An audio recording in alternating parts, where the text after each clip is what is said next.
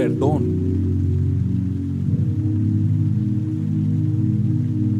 restauración, fe.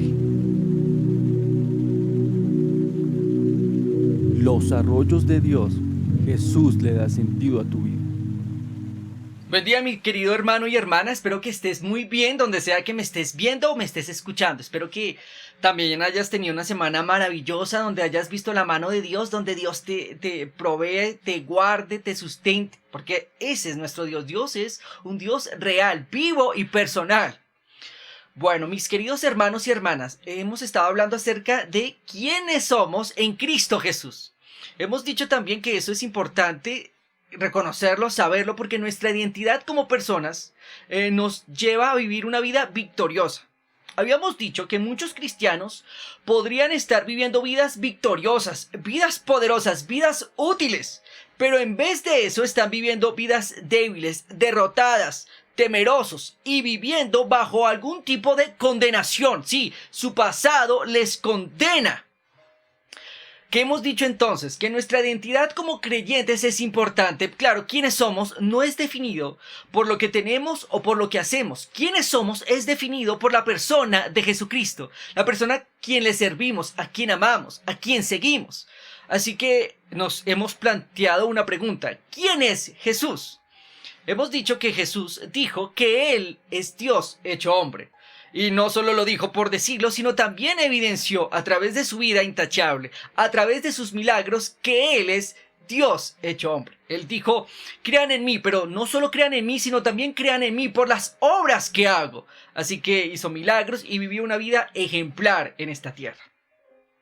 El día de hoy, mi querido hermano y hermana, quiero terminar también con esta pregunta: ¿quién es Jesús? Pero viendo las evidencias que Él nos dejó. Dios hecho hombre dejó evidencias suficientes para que tú y yo tuviéramos una fe fuerte, una fe firme, una fe arraigada en la verdad. ¿Y por qué es tan importante lo que creemos? Bueno, permíteme decirte lo siguiente: es demasiado importante lo que creemos. ¿Por qué? Porque lo que creemos es lo que tarde o temprano habrá de definir todo lo que lleguemos a hacer. Y será la pauta para las decisiones más importantes que tomemos en la vida. Así que sí es importante saber quién eres en Cristo Jesús. Es que la formación de un individuo o de una persona consiste en lo siguiente. Lo primero, las creencias. La parte de abajo es las creencias. ¿Qué tipo de creencias tienes? Porque tan pronto definas bien qué es lo que crees, entonces también se va a definir la persona, qué es lo que piensa la persona, y también se define cómo actúa la persona. Entonces son creencias, valores, y lo que vemos, lo visible, es acciones más expresiones, todo conforme a lo que la persona cree. Así que sí es importante lo que crees acerca de ti mismo, porque eso también refleja lo que eres como persona. Si una persona se cree, y es más, quiero aclarar lo siguiente: una persona creyente en Jesús no debería creerse menos que nadie, porque recuerda esto: tú no eres valorado por lo que tienes o por lo que haces, sino por lo que eres en Jesús. Así que no debería de haber ningún tipo de baja autoestima. Y aquí voy con este ejemplo. Si una persona se cree feo o fea, pues eso es lo que va a reflejar. Si una persona se cree poco inteligente, sí que no es una persona muy brillante, pues eso es lo que refleja a sus demás compañeros. Eso es lo que refleja en sus relaciones interpersonales. Por eso a algunas personas se les es más fácil tener amigos y a otras personas no se les es fácil tener amigos. Así que sí es importante esto, plantéate esto. ¿Qué es lo que crees? ¿Qué es lo que piensas acerca de ti mismo? Y quiero contar esto con una historia, quiero ilustrarlo con una historia que me hizo reír hace mucho tiempo atrás. En un conjunto, siempre hay tipos simpáticos y mujeres hermosas. Y había un hombre que no se puede clasificar como el tipo más simpático del conjunto. Bueno, no era muy atractivo. Usted ya sabe que el concepto de belleza es igual a simetría más lo que nosotros decimos armonía. Belleza es simetría más armonía. Hay gente definitivamente que tal vez no tiene mucha simetría o armonía. Bueno, este era este individuo. Usted entenderá que hay gente definitivamente no la tiene. Hay gente que sí, bueno, por eso los grandes modelos, por eso las grandes producciones de Hollywood, que es un poco triste, siempre enaltecen la belleza externa. Pero bueno, en este caso no sirve. Así que este hombre decía, no, yo soy un tipo simpático y todo el mundo en serio, pero bueno, está bien, nadie quería altercar con él, nadie quería discutir con él, porque las personas que le decían, no, pero seamos realistas, hombre, o sea, una cosa es de pronto lo que dice tu mamá, ¿no? Tu mamá puede decir, tú eres el más simpático de todos, pero otra cosa es la realidad. Tu mamá de pronto te observa a través de los ojos del amor. Este hombre siempre decía, no, yo soy el tipo más simpático, más bien parecido, más bien plantado de este conjunto. Todo el mundo, oh, por Dios. Un buen día a ese conjunto llegó una chica, una señorita hermosa, espampanante. Una de esas chicas que uno dice, wow, debería estar en la portada de una revista. Así de hermosa era esta jovencita. Y bueno, adivina con quién terminó esta jovencita. Apuesto que ya lo pensaste, ¿verdad? Sí, con este hombre que no era el más simpático, que no era el más hermoso. ¿Y por qué? Porque, mi querido hermano y hermana, lo que creemos de nosotros mismos lo transmitimos a los demás también. Así que lo que creas sí es importante. ¿Quién eres? Sí es importante. No es algo de menos valor. No es como, ay, no importa lo que yo creo. No, sí importa lo que tú crees. Sí importa lo que tú piensas. Porque eso lo reflejas. Este hombre tal vez no era el más simpático, pero reflejaba que era el hombre más apuesto de todo ese conjunto. Y conquistó a esta dama. Luego se le entrevistó a la chica y se le dijo, bueno, ¿por qué te fijaste en él? Y ella dijo, bueno, porque es el más simpático de todo el conjunto. ¿Ve usted? La belleza algunas veces no la muestran como el prototipo, tipo Hollywood, alto, fuerte. Pero no siempre es así. La belleza, hay una belleza que es más valiosa, que es la belleza interna, la belleza del corazón. No por eso no quiero decir que, hombres, por favor, arréglense, mujeres arréglense. No quiero decir que las mujeres entonces anden desarregladas y los hombres igual. No, arréglate. Pero ya sabes que tu belleza viene del corazón, de aquí adentro, de lo que eres en Cristo Jesús. Así que la formación de un individuo sí importa. Así que lo que realmente importa es también lo que pienses y lo que creas. Así que la importancia de creer en Jesucristo y estar convencidos de quién es Jesús nos va a llevar a un punto muy alto, un punto donde la verdad no solo será una verdad relativa. Una verdad relativa es una verdad que cambia conforme al tiempo, conforme a la costumbre, conforme a la época. Nos va a llevar a ver y creer en Jesucristo, y ver las evidencias nos va a llevar a ver la verdad de un punto de vista diferente, la verdad desde el punto de vista verdad absoluta. Y para eso, mi querido hermano y hermana, nos vamos a utilizar nuestra imaginación. Nos vamos a un pasaje bíblico, a Juan capítulo 18. Ve conmigo por favor a Juan capítulo 18. Y nos situamos en el versículo 36. Juan capítulo 18, versículo 36, nos habla acerca de Poncio Pilato entrevistando a Jesucristo. Y dice así, versículo 35... Perdón, dije 36, pero vamos al 35 entonces. ¿Acaso yo soy judío? Replicó Pilato. Tu propio pueblo y tus principales sacerdotes te trajeron a mí para que yo te juzgue por qué has hecho. Y quiero que utilices tu imaginación en este momento. Imagínate a Poncio Pilato. En aquel tiempo él era el gobernador de Judea, estaba de pie ante un magnífico palacio, vestido de ropas reales. Allí presenta como tal una serie de preguntas a un hombre que estaba condenado. Y le pregunta lo siguiente, ¿eres tú el rey de los judíos? Entonces dice así, versículo 36, Jesús contestó, mi reino no es de este mundo. Si lo fuera, mis seguidores lucharían para impedir que yo sea entregado a los líderes judíos. Pero mi reino no es de este mundo. Pilato entonces dijo, ¿eres tú acaso rey? Y el prisionero le responde a esta pregunta, ¿lo dices por ti mismo? A lo que Pilato dice lo siguiente. El prisionero, a diferencia de los otros prisioneros de la mayoría, en este caso, permanece de pie en presencia del gobernador y lo mira a los ojos cuando contesta, mi reino no es un reino terrenal, mi reino no es de este mundo. Así que Pilato dice, ¿acaso eres tú rey? ¿Tú dices que soy rey?, responde el prisionero, consciente de que su interrogador, o sea Pilato, está en una situación política delicada. Él tiene que decidir si va a morir este personaje o va a vivir. El prisionero mira al político con una mirada que parece leer la expresión no solo de su rostro, sino también la de su alma. Y continúa diciendo, para esto yo he nacido, para esto he venido al mundo, para dar testimonio a la verdad. Todo aquel que es de la verdad oye mi voz. a lo que Pilato contesta, ¿qué es la verdad? Versículo 38, ¿qué es la verdad?, preguntó Pilato. Entonces salió de nuevo a donde estaba el pueblo y dijo, este hombre no es culpable de ningún delito. Quiero que sigas, por favor, mi querido hermano y hermana, utilizando tu imaginación. Te encuentras en el salón con Pilato y su prisionero. Imagínate las palabras de la pregunta del gobernador retumbando como un eco las paredes de mármol de su gran edificio. Imagínate la expresión del rostro de Pilato cuando formuló la pregunta con un dedo de burla al principio y luego poniéndose serio cuando no recibe una pronta respuesta. Pasan los minutos, el prisionero y el gobernador se estudian el uno al otro. ¿Qué tipo de pensamientos habría tenido de pronto el gobernador, Poncio Pilato? ¿Quién es este hombre para que me mire de esa manera? ¿Qué tipo de pensamientos habrá tenido el prisionero? No te lo acabo de decir. He venido para traer la verdad al mundo. Pilato, estás mirando la respuesta a tu pregunta. Yo soy la verdad. Pilato no estaba solamente dialogando sobre la verdad en su espléndido palacio. No, Poncio Pilato estaba literalmente contemplando la verdad de ese día. La verdad estaba ante él, vestido de carne y hueso, Jesucristo, que provino del Padre. Es la personificación y la esencia de la verdad absoluta, moral y espiritual. Claro, alguien me puede alegar, pero ¿cómo sabemos que Jesús es la verdad? Jesús dio suficientes evidencias para decir que era la verdad. Él dijo, yo soy el camino, la verdad y la vida. Nadie viene al Padre sino por mí, pero Él nos dio suficientes evidencias para eso. Pero a la pregunta de Pilato, ¿qué es la verdad?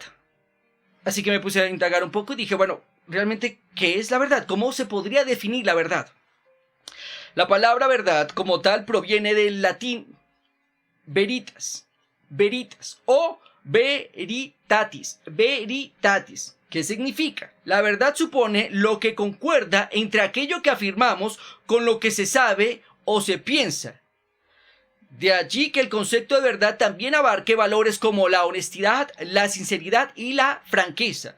Asimismo, la verdad se refiere a la existencia real y efectiva de algo. Es decir, la realidad a la existencia concreta en el plano de los hechos. En otras palabras, podemos decir que la verdad se denomina a todo aquel juicio o proposición que no puede ser refutado racionalmente. Eso es verdad. Algún juicio o proposición que no se refuta. Cuando algo se refuta es porque evidentemente no es una verdad en lo absoluto. En ese sentido, la verdad es lo opuesto a la falsedad o a la mentira. La verdad es una expresión clara, dicha resultantemente y sin adorno. Por ejemplo, María le cantó sus 4 verdades a Juan. Alguien podría decir, eso es la verdad. Verdad en filosofía. En filosofía, la verdad implica siempre una relación entre sujeto, es decir, una inteligencia, y un objeto, es decir, una realidad. Como tal, la verdad es la concordancia del pensamiento con lo real. Lo uno concuerda con lo otro. Jesús dijo, yo soy Dios. Y él no dijo, ya, solo crean a eso. No, él dijo, yo soy Dios y nos dio un sinnúmero de evidencias para que tú y yo creyéramos que Él es el que dijo ser. El yo soy, el gran yo soy el que soy. La verdad relativa. Porque el día de hoy nos encontramos en un pensamiento llamado el pensamiento postmodernista, donde todo es relativo, donde toda la verdad es relativa. ¿Qué es la verdad relativa? Vamos a definirla. ¿Por qué decimos que Jesús es una verdad absoluta y no una verdad relativa? La verdad relativa es esto. Una verdad relativa es una proposición que es cierta solamente cuando es considerada en relación con determinados criterios, como una norma, convención o un punto de vista. Las verdades relativas dependen de principios o normas asociadas a la cultura o época a partir de la cual se está considerando. Un ejemplo de ellos, de una verdad relativa, es la siguiente. Por ejemplo, un habitante que viva en el trópico, sí, en clima cálido, y habla acerca de que hace frío ese día. Esta percepción bien puede ser compartida por otros habitantes del trópico, sí, otros habitantes de clima cálido. como una sensación térmica asociada al frío. Pero sería muy diferente para un canadiense o un sueco ese tipo de percepción acerca del frío. ¿Por qué? Porque ellos asocian el frío a temperaturas bajo cero.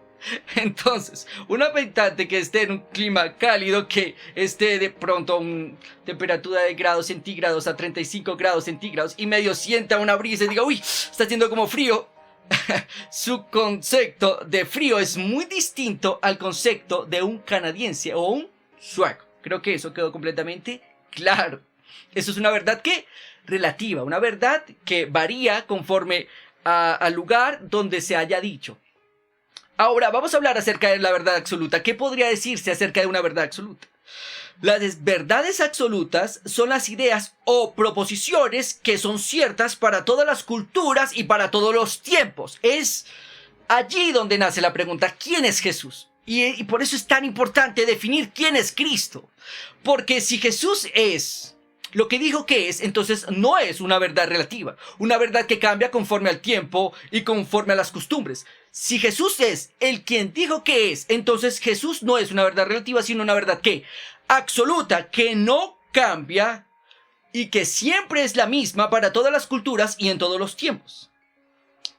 En otras palabras, las verdades absolutas son aquellas que podemos atribuir a la naturaleza y a determinados fenómenos o hechos, que son fijos, invariables, inalterables. Un ejemplo de ello es este: el hielo es sólido. El agua moja. La muerte es el cese de las funciones vitales. Eso es una verdad ¿qué? Una verdad absoluta. Así que yo quiero que usted piense lo siguiente. Usted tiene que pensar muy bien en lo que está creyendo. Es importante saber en lo que cree. Sí, claro, comprender nuestra vida.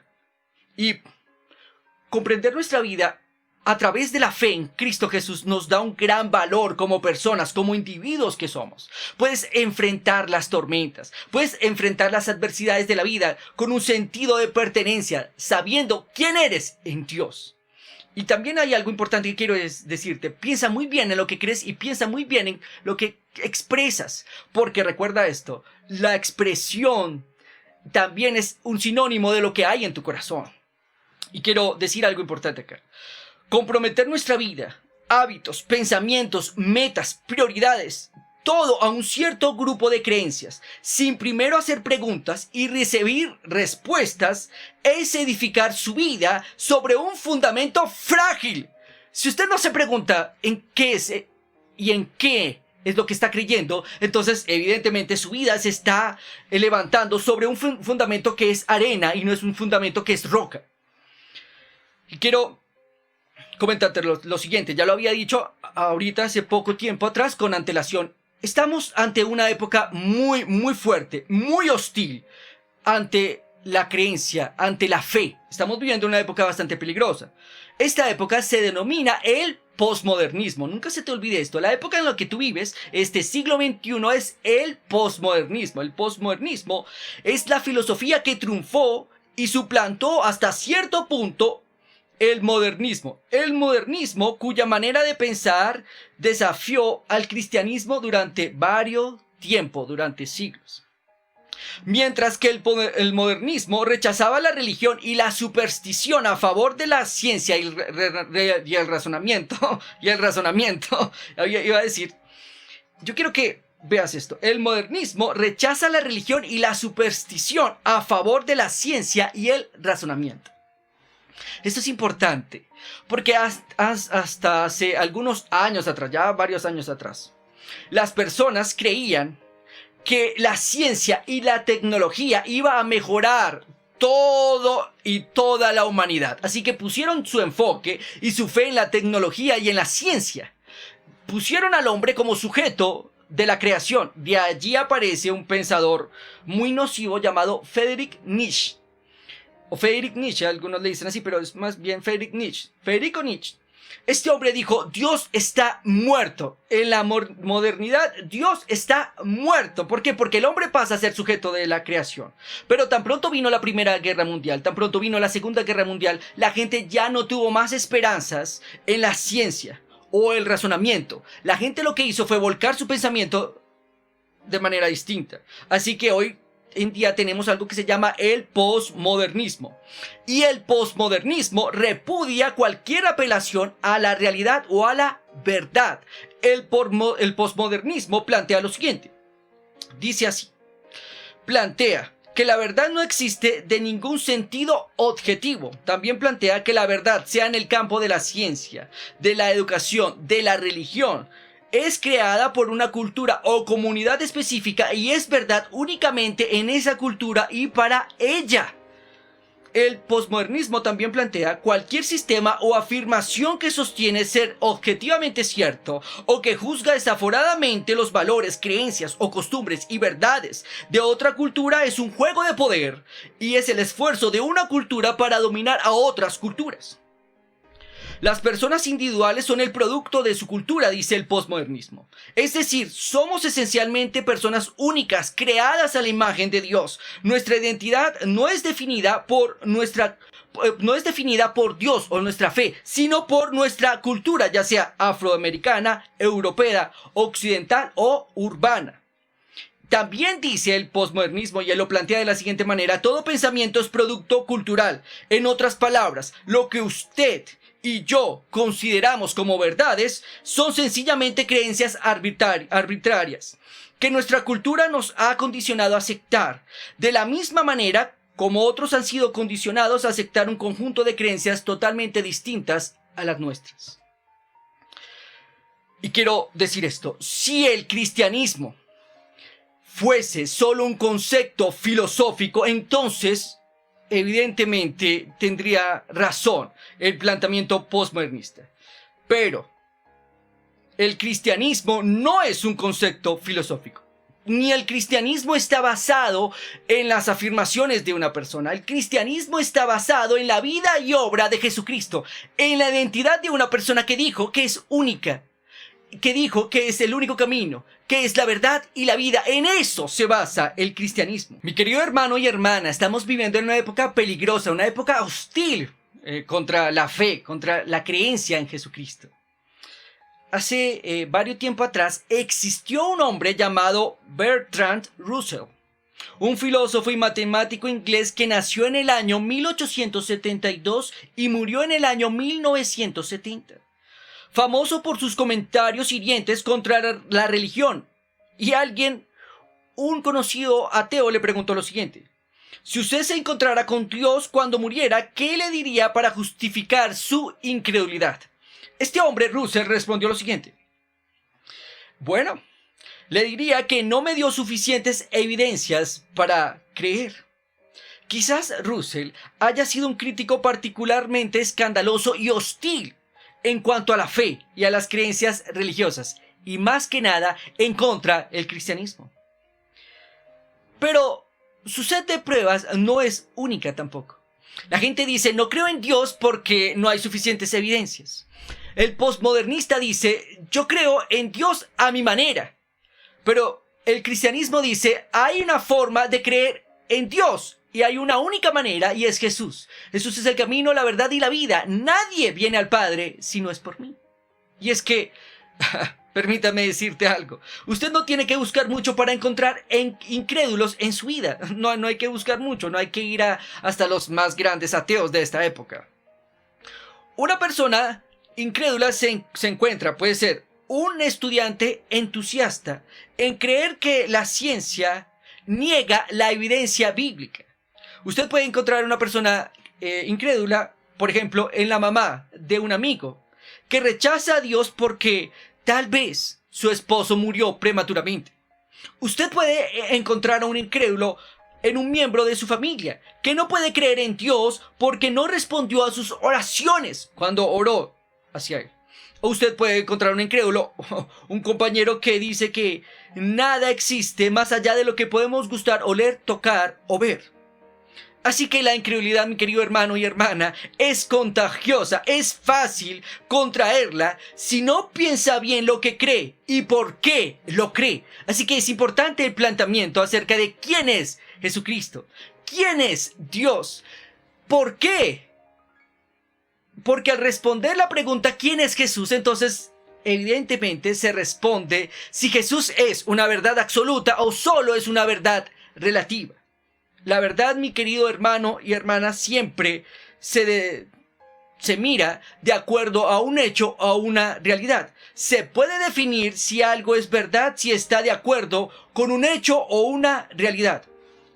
La persona que analiza este aspecto debe examinar detenidamente las afirmaciones, comprobándolas con las evidencias. Por eso los famosos detectives.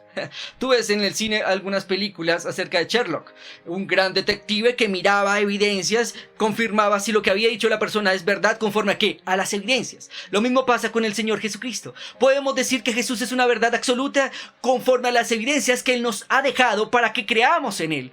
Una de las evidencias, habíamos dicho la otra vez, o hace 8 días, particularmente, que es la vida intachable de Jesús. La segunda es los milagros de Jesús. Jesús dijo, crean en mí, pero no solo crean en mí por lo que digo, sino también por lo que hago. Y es que a la gente le encanta estar de pronto en un evento donde hayan milagros masivos. ¿A quién no le gustan los milagros? A la gente le encantan los milagros, a las personas les encantan los milagros. A Jesús lo seguían también muchas veces por los milagros que él hacía. Pero Jesús dijo, ahora señalando a sí mismo, no solo por los milagros, sino también por lo que les he dicho. Si ustedes creen en mí, tendrán vida eterna. Así que, ¿quién es Jesucristo? Creo que la gente seguía a Jesús no solo por lo que enseñaba, sino también por lo que Él era. Las personas no solo respondían a sus mandamientos, sino también a la compasión con que enfrentaba las necesidades espirituales, emocionales y físicas de una humanidad lastimada. Ahora, como entonces, es el amor de Cristo que nos conduce a Él y nos lleva a creer en Él, así como a obedecerlo y a seguirlo. Así que, mi querido hermano y hermana, pregúntese en este momento, ¿quién es Jesús para usted? Si Jesús es solo un personaje de historia, como algunos historiadores afirman, dicen, no, Él es solo un personaje histórico, pero sus discípulos lo volvieron una deidad. ¿En serio? ¿En serio los discípulos quisieron volverlo una deidad? ¿Y para qué? ¿Con qué propósito? ¿Para engañar a la gente? ¿Para engañar a su generación? ¿Ese era el propósito? ¿O porque ellos creían que Jesús era Dios cuando realmente no lo era? ¿Hay alguna evidencia al respecto? Sí. Hay otra evidencia que quiero hablarte en este momento, y es las profecías mesiánicas cumplidas en una sola persona. Imagínate esto y quiero que utilices una vez más tu imaginación, así como la usaste ahorita conmigo con Poncio Pilato. Imagina esto. Imagina que estás tratando de conocerme. Tú no me conoces, no me has visto por ningún tipo de video. Es más, la única conversación que hemos tenido es por vía telefónica. Así que nos ponemos de acuerdo para conocernos mutuamente. Y tú me dices, bueno, muy bien, te voy a conocer. ¿Qué vas a llevar? Y yo le digo, bueno, yo te digo lo siguiente, voy a llevar un maletín negro como este. Voy a llevarme un maletín negro. Bueno, ¿qué vas más a llevar? Voy a llevarme un traje azul. Un traje azul. Bueno, está bien. Entonces, vas a llevar un maletín negro junto con un traje azul. Está bien, muy bien, muy bien, muy bien. ¿Qué más puedes decirme acerca de ti mismo? Bueno, soy una persona de tez un poquito, por decirlo de esta manera, un poquito morena. Tengo el cabello negro, ¿sí? O bueno, lo que me queda de él. Tengo el cabello negro. Bueno, eso es más específico. Tienes el cabello negro. Tengo una estatura aproximadamente de unos 65 metros. Bueno, entonces busco un hombre que mide unos 65 metros, que tiene un traje azul, que tiene un maletín negro. Sí, que tiene el cabello negro, pero no tanto cabello, ¿verdad? Sí, así es. Bueno.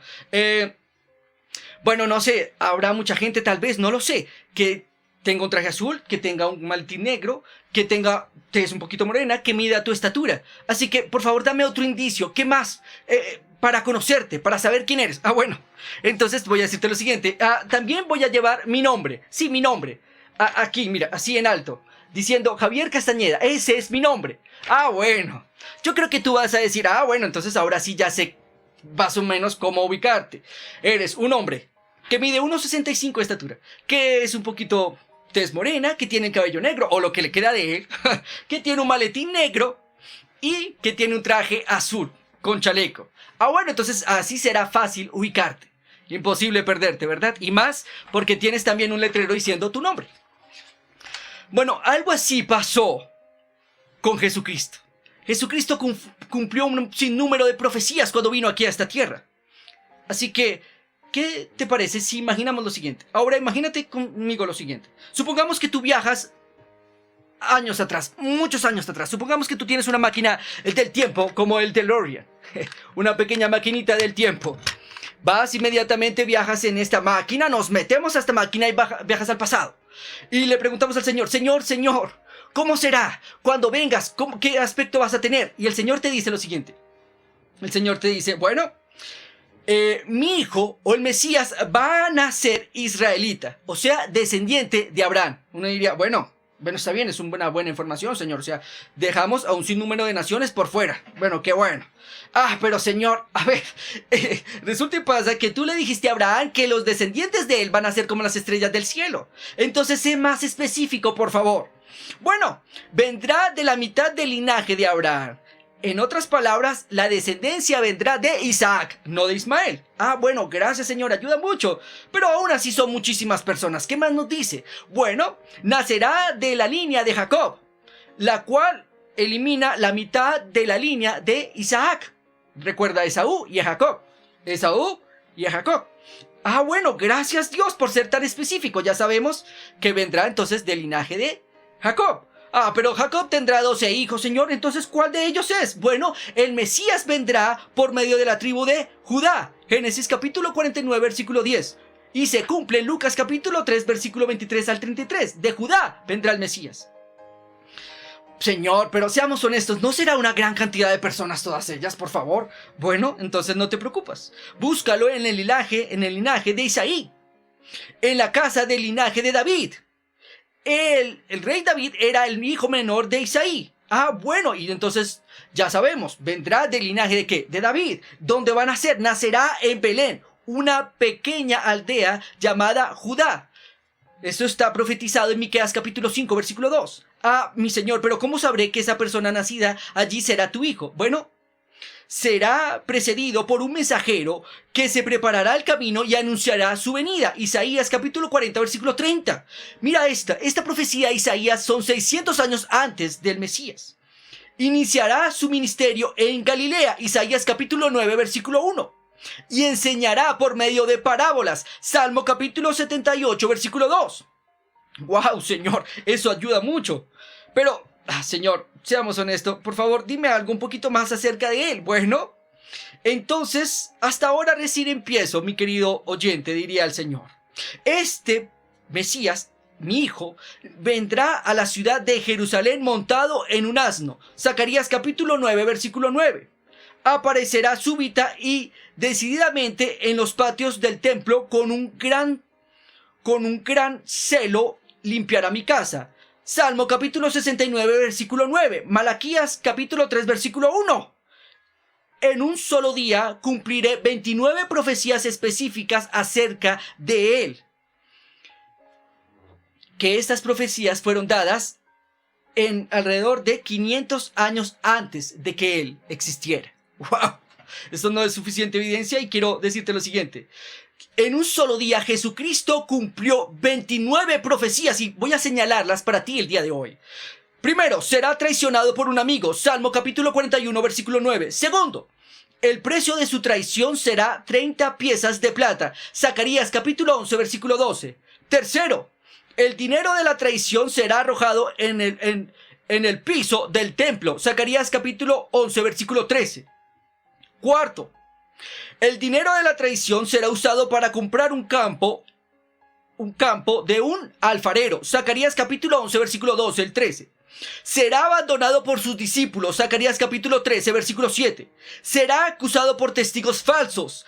Salmo capítulo 35, versículo 11. Guardará silencio ante sus acusadores. Isaías capítulo 53, versículo 7. Será herido y molido. Isaías capítulo 53, versículo 5. Será odiado sin razón. Salmo capítulo 69, versículo 4. Lo golpearán y lo escupirán. Isaías capítulo 50, versículo 6. Será objeto de burlas, ridiculizado y rechazado. Isaías capítulo 53, versículo 3. Caerá por debilidad. Salmo capítulo 109, versículo 24 al 25. Será atormentado con palabras específicas. Salmo capítulo 22, versículos 6 al 8. La gente meneará la cabeza al verlo. Salmo capítulo 109, versículo 25. La gente fijará su mirada en él. Salmo capítulo 22, versículo 17. Aquí solo en un día se han cumplido ya 15 profecías. El día en que Jesús fue crucificado se cumplieron 29. Profecía número 16. Será ejecutado entre pecadores. Isaías capítulo 53, versículo 12. Sus manos y sus pies serán traspasados. Salmo capítulo 22, versículo 16. Orará por sus perseguidores. Isaías capítulo 53, versículo 12. Que se cumplió en Lucas capítulo 23, versículo 34. Eso es increíble. Sus amigos y familiares lo observarán desde lejos. Salmos capítulo 38, versículo 11. Sus ropas serán divididas y su túnica será sorteada. Salmo capítulo 22, versículo 18. Tendrá sed. Salmo capítulo 69, versículo 21. Le darán hiel y vinagre. Salmo capítulo 69, versículo 21. Cumplido en Mateo capítulo 27, versículo 34. Se encomendará a Dios. Salmo capítulo 31, versículo 5. Sus huesos no serán quebrantados. Salmo capítulo 34, versículo 20. Su corazón se reventará. Salmo capítulo 22, versículo 14. Su costado será abierto con una lanza. Zacarías capítulo 12, versículo 10. La oscuridad reinará en medio del día sobre la tierra. Amós capítulo 8, versículo 9. El día en que Jesús dice, Señor, consumado es. E inmediatamente la Biblia dice que hubo oscuridad total en la tierra. Se cumplió en Mateo capítulo 27, versículo 45. Será enterrado en la tumba de un rico. Isaías capítulo 53, versículo 9. Ya lo había profetizado Dios. ¿Cuánto tiempo antes? Más de 500 años hacia atrás, Dios había profetizado el nacimiento de su hijo de manera sobrenatural. Versículo Isaías 53, 9. Morirá 483 años después de la declaración del rey Artajerjes de construir el templo de Jerusalén. Daniel capítulo 9, versículo 24. Y como testimonio final, para que tú y yo sepamos que Jesús es Dios hecho hombre, al tercer día después de haber muerto, resucitará entre los muertos. Salmo capítulo 16, versículo 10. Ascenderá al cielo. Salmo capítulo 68, versículo 18. Se sentará a la diestra de Dios en toda su majestad y autoridad. Salmo capítulo 110, versículo 1. Mi querido hermano y hermana, si esto no te aterra todavía y no te convence, entonces definitivamente necesitas replantear lo que estás creyendo y lo que estás viendo. Necesitas buscar las evidencias. Es más, un profesor de estadísticas llamado Peter W. Stoner hizo un análisis, un estudio específicamente y declarado irrefutable por la Asociación Científica Americana. Afirma que la probabilidad de que 8 profecías se cumplieran en la misma persona es 1, y eso es importante, 1 entre 10 elevado a la 17. Es algo inusual. Se puede definir si algo es verdad o si está de acuerdo con un hecho que es real. Jesús es un hecho real, es un hecho histórico. La resurrección de Jesucristo es un hecho histórico irrefutable. Es antes y después de Jesucristo.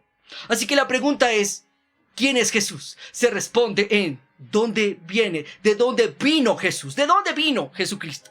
En un programa de televisión, un famoso entrevistador de personas y de famosos llamado Larry King, le preguntaron una vez en una entrevista si él pudiera escoger una persona en la historia, alrededor de toda la historia. ¿Qué persona escogería y qué tipo de pregunta haría este hombre? El señor King explicó que le gustaría entrevistar a Jesucristo y le haría una pregunta. ¿Eres nacido de una virgen? La respuesta a esta pregunta, dijo Larry King, me explicaría la historia. Así que, mi querido hermano y hermana, la otra evidencia que Jesús nos dio es el nacimiento virginal. Yo entiendo que esto suele causar alguna confusión, alguna de pronto molestia. Alguna persona sarcásticamente puede decir, bueno, pero Javier, a ver. O tal vez una persona cínica puede decir, yo tengo una tía, mi tía Teresa, jura y perjura y dice que así fue como terminó embarazada. Podría decirme alguien. Bueno. Yo sé que el nacimiento virginal es una afirmación que nos deja atónitos a todos. Las personas han tropezado por esto y por este concepto durante siglos. Pero veamos las evidencias. ¿Qué tipo de evidencia tenemos acerca del nacimiento virginal de Jesucristo? Tenemos diferentes tipos de testimonios. Si usted fuera un buen detective o un buen investigador, usted lo que haría es mirar los testimonios, mirar las evidencias para sacar una conclusión.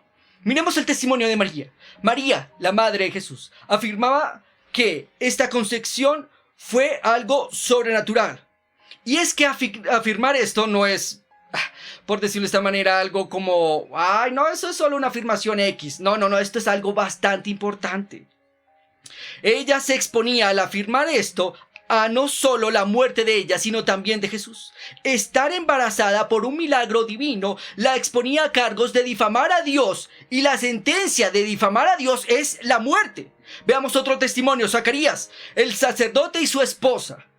Los padres de Juan el Bautista celebraron el nacimiento de Jesús como el nacimiento milagroso del Salvador. En una cultura donde se movía en ese momento alrededor del poder y la posición, habría sido natural para ellos no desear que su hijo viviera en la sombra de Jesús. O sea, que su hijo, Juan, fuera inferior a Jesucristo. Pero ellos celebraron, no obstante, el nacimiento milagroso del Salvador. Lo puedes mirar en la Biblia, Lucas, y el historiador lo registra para ti y para mí. Ahora, no solo arriesgaban como tal su reputación, sino también se arriesgaban al ostracismo social. El ostracismo se refiere al destierro al que pasa un condenado que se va de la ciudad por ser sospechoso o peligroso para dicha ciudad. Eso es ostracismo.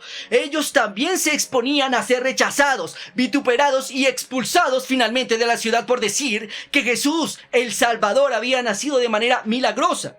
Pero no solo María, no solo Zacarías o solo Elizabeth se exponían a esto, sino también los seguidores y autores del Nuevo Testamento arriesgaban y se arriesgaban al rechazo y a definitivamente desacreditar todo su mensaje por decir que Jesús había nacido de manera milagrosa, de un nacimiento virginal. En especial porque su mensaje tenía que cumplir perfectamente cientos de profecías. Se debe entender que si no hubiera sido verdad el nacimiento virginal, entonces era un tropiezo innecesario. Y hubiese sido fácil para los opositores desacreditar el mensaje acerca de Jesucristo, y el nacimiento virginal no hubiera sido una realidad, hubiera sido muy sencillo. Hubiese dicho, bueno, no, es que Jesús viene y su padre se llama José. Es más, en la época del Señor Jesucristo, en uno de los momentos donde Jesús es acusado altamente, le dicen, nosotros no hemos nacido de fornicación, dando a entender de a dónde vendría la procedencia de Jesús. Ellos sabían, y en el pueblo de Jesús era bien conocido, que Jesús no era hijo de José y María, sino era hijo de María. Mi querido hermano y hermana, quiero terminar con esto. Tenemos las evidencias nos muestran que Jesús es Dios. Las evidencias nos muestran que la verdad entonces, en cuanto se refiere a Jesús, es una verdad absoluta. La verdad moral y espiritual no es tan solo un concepto filosófico, sino más bien una persona. No es tanto algo que creemos, sino más bien alguien a quien creemos, alguien con quien nos podemos relacionar. La verdad moral y espiritual es de carne y hueso.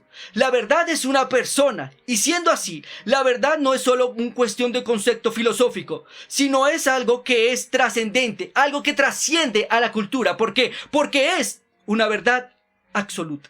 Y quiero que te des cuenta de lo siguiente: la persona y la naturaleza de Dios es lo que define la verdad. No es que Él tenga que estar a la altura de la verdad. No es algo que Él anuncia. Ni siquiera es algo que Él decide. Él es la verdad. Esto significa que la verdad moral y espiritual no es sencillamente indeterminada o filosófica. Es esencialmente específica, porque la verdad reside en una persona, porque la verdad es una persona. Así que, a la pregunta de Poncio Pilato, ¿qué es la verdad?, debería de cambiarse no qué es la verdad, sino quién es la verdad. Y cuando usted comprende, mi querido hermano y hermana, que la verdad moral y espiritual absoluta es Jesucristo, entonces usted comprenderá dos cosas importantes.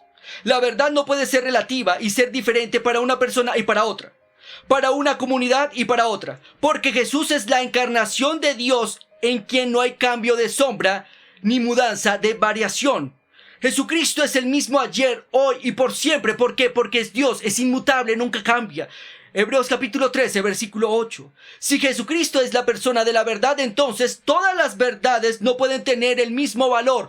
¿Por qué? Porque Jesús no afirmó ser una verdad, una que es igual a todas las demás. Su afirmación es exclusiva y única. Jesús afirmó ser el único camino, la verdad y la vida. Yo soy, dijo Jesús, el camino, la verdad y la vida. Nadie puede venir al Padre si no es por mí. Esas no son palabras de alguien que es más o que es igual a los demás. Estas palabras es de alguien que es singular y que es único. Así que, mi querido hermano y hermana, cuando usted entiende que su fe en Jesucristo no es solo importante, sino que es relevante, porque su fe en Jesucristo se basa en la persona de la verdad, se basa en una persona que nos evidenció que es la verdad, a través de sus milagros, a través de su vida intachable, a través de su nacimiento virginal, a través de un sinnúmero de profecías cumplidas en esa persona. Entonces su vida y su fe recobrará sentido, recobrará valor ante una generación hostil ante la fe. Usted podrá levantarse firme y decir a todo el mundo que es un hijo o una hija de Dios, sin importar lo que otros piensen. ¿Por qué? Porque su fe no está basada en un concepto filosófico, sino en una persona llamada Jesucristo. Así que, por favor, mi querido hermano y hermana, reciba lo que es verdad, reciba lo que es la verdad. Y si tú, la persona que me estás viendo o me estás escuchando, no crees en Jesucristo, no deseches las evidencias que te he presentado acerca de Jesucristo. No la deseches. Miren, yo he visto personas haciendo esto. A usted, no sé si a usted le ha pasado o conoce a alguien que esté enfermo. Vaya al doctor y el doctor le dice, bueno, resulta pasa que usted necesita un medicamento urgente, porque su problema es el colesterol muy alto, lo tiene en las nubes. Entonces esta persona dice, bueno doctor, muchas gracias. Y luego se va y sigue su vida como si nada. Sigue consumiendo mucho colesterol. Nunca hace ejercicio. Eso quiere decir que desechó la evidencia científica dada por el médico. Bueno, no deseche la evidencia dada por Jesucristo, porque si usted la desecha no hay más remedio para usted. Pero si usted la toma el día de hoy y la estudia objetivamente, usted puede ver la evidencia a través de la historia. Búsquela. ¿Para qué? Para que su fe sea algo real, algo genuino, porque nuestra fe no está basada en cuentos o historias ilusorias. Nuestra fe está basada en una persona que dijo que es la verdad. Y quiero terminar con este ejemplo. ¿Quién eres? Se describe en la persona de Jesucristo. ¿Quién eres? Eres uno con Dios por la fe en Cristo Jesús. Así que vive tu vida de una manera alta. Vive tu vida sin culpabilidad alguna. Vive tu vida para agradarle a la única persona que vale la pena agradarle, a Jesucristo. ¿Quién soy? Se responde en Jesús. Y es que, ¿alguna vez has visto un copo de nieve? Si pudiéramos inspeccionar los detalles microscópicos del copo de nieve, podríamos ver que cada uno tiene una forma única. Probablemente haya visto alguna foto o alguna videocinta de algún copo de nieve, algún videoclip de un copo de nieve magnificado. De ser así, se habría maravillado por su forma, la estructura exclusiva y la belleza de ese copo. Sin duda, la ciencia afirma que no hay dos copos de nieve iguales. Son todos originales y singulares. Y con esto, mi hermano y hermana, quiero referirme a lo siguiente. Tú eres singular y eres valioso y eres único ante los ojos de Dios. Así que tú eres una persona única como ese copo de nieve. Única, con una personalidad única.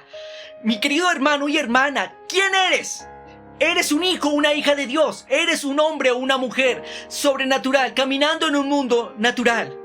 Por medio de la fe en el Señor Jesucristo, tú puedes caminar en lo sobrenatural de Dios ahora. Puedes caminar viendo su provisión, viendo sus milagros, viendo su mano sobre tu vida. Por eso es tan importante saber quién es Jesús. Porque cuando sabemos quién es Jesús, entonces eso nos da la fuerza, el vigor, la fortaleza para podernos levantar ante la amargura, para podernos levantar ante algún tipo de tribulación o algún tipo de prueba, para mantenernos firmes ante este mundo hostil contra la fe cristiana. Así que hoy, mi querido hermano y hermana, quiero decirte, eres un hijo, una hija de Dios. Puedes levantarte hoy con una fe genuina, una fe real, una fe que valga la pena vivirla. Jesús vivió una vida de manera sobrenatural y Jesús nos invita a nosotros a vivir una vida sobrenatural como Él la vivió. ¿Por qué? Porque nos dio su Santo Espíritu y nos dio su palabra para empoderarnos, para caminar con Él, con señales, maravillas y prodigios. Y quiero decirte lo siguiente: Jesús dijo: y estas señales seguirán a los que creen.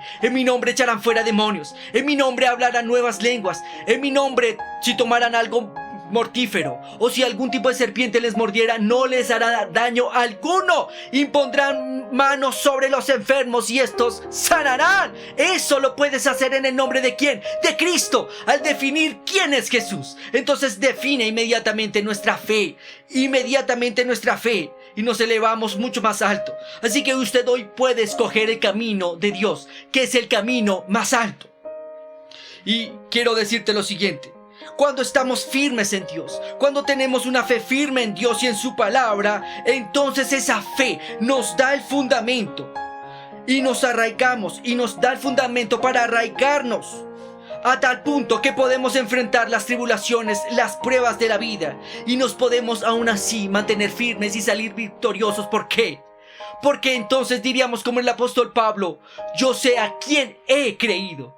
Y al final de los días eso es lo que vale. ¿A quién has creído? Si has creído que Jesús es Dios hecho hombre, entonces eres un hombre y una mujer sobrenatural caminando en un mundo natural. Y Dios te invita el día de hoy a que camines en un mundo sobrenatural como Él caminó aquí en la tierra. Porque todo aquel que diga que permanece en Él debe andar como Él anduvo, dijo el apóstol Juan.